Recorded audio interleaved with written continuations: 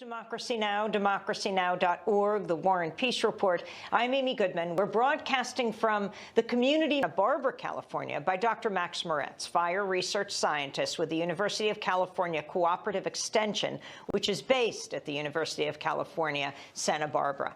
Dr. Max Moretz, welcome to Democracy Now! Can you talk about what has happened in Northern California and how it relates to climate change, to climate chaos, global warming? Sure.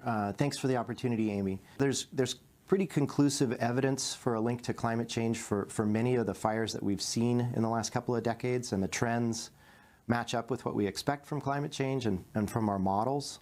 A classic wildfire situation. This is really an urban conflagration. Typically, when we think about our fire problem, we're thinking about fire on natural landscapes, whether they be forests or woodlands or grasslands or shrublands.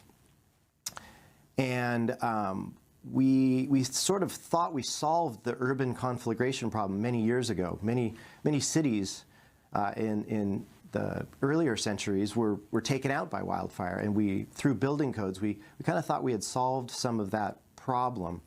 But increasingly, in the last decade, we have seen the occasional fire sweep into an urbanized area. This is not the only example, but it's clearly the most devastating. We've seen fires sweep into an urbanized area, and it manages to breach the boundary. We sometimes call this the wildland-urban interface, where naturally fire-prone landscapes abut developed neighborhoods.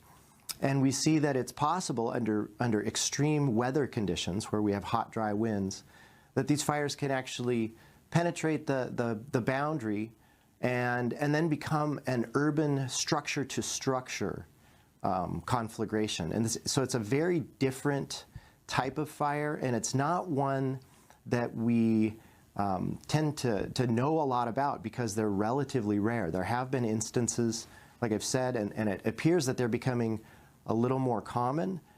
So it's clearly something that we need to plan for and learn from, so that we can do things differently in the future.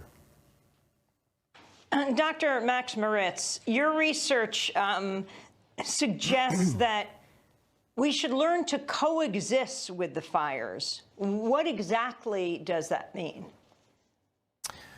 Fire, historically, we have had a rocky relationship with fire. Historically, we depended on fire. We used it as a tool for landscape clearing. We've used it as a cooking tool forever. But as we've developed, we've sort of handed fire over to the professionals. And we are less and less comfortable with fire, and it's more and more of a threat.